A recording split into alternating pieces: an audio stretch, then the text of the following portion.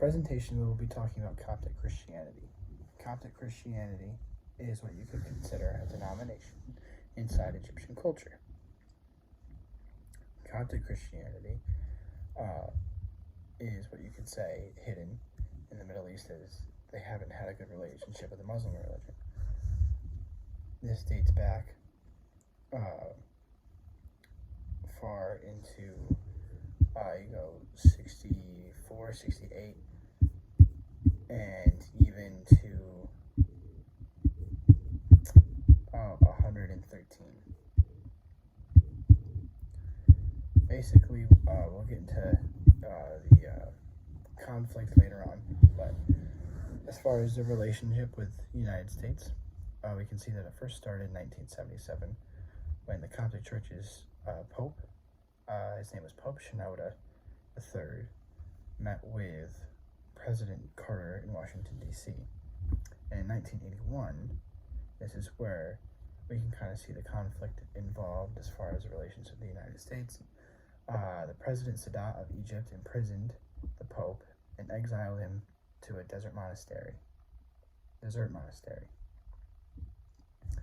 That would change in 1983, as he would be released quickly.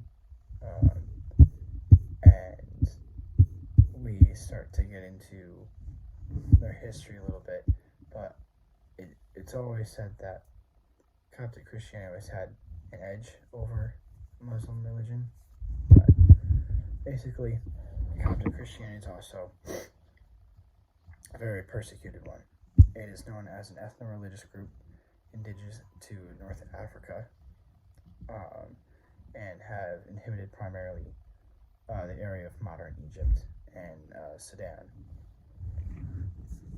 We see that their largest group inside the religion are Coptic Oriental Orthodox Christians, and they're the largest Christian denomination in Egypt and in the Middle East. We also see that an example in a New York church, they speak their own language. This happened a Coptic service during Christmas. During the Christmas season. Report on December 19th, 2022 by Christianity Today that inside a church in New York City, there was a Coptic service held, and they do speak their own language. We can presume that it has its Egyptian roots, but many people had never even heard it before. Many New Yorkers had no idea what was being said, but they had about 1,000 congregants holding candles, and a group of 6 singers singing out Christmas news in ancient language. We also see that this group is highly persecuted as well.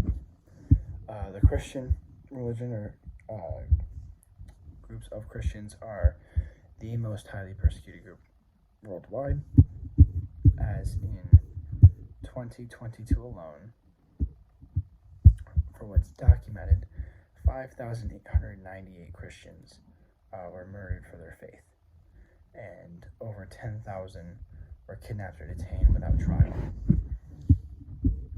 And now the conversation comes in with Coptic Christians is, being in the Middle East, you're not exactly allowed to practice such faith. And so because of this, there's been something called the Philos Project, started by Robert Nicholson, who actually got his bachelor's and master's in a school near us. He got his bachelor's at Binghamton University and his master's at Syracuse. So this is a guy that's been studying the defense of Christians and Hebrew studies in Middle Eastern history. And so this is a project launched that basically is to save martyred Christians. They accept donations in Middle Eastern areas, creating positive Christian engagement. There are other organizations that go to Middle Eastern countries, and if you don't know what martyr means, it basically means persecuted, killed. And when you go to the Middle East, this is like the biggest group, because they are the biggest and most populated group in the Middle East of the Christian religion. They're obviously going to be the most persecuted.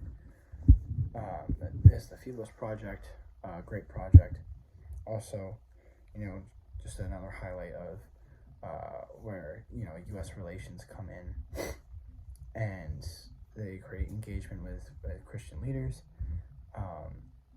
and building community, and just taking action, and to really save these people that, and try and prevent a lot of persecution of Christians in the Middle East, and that's a great thing.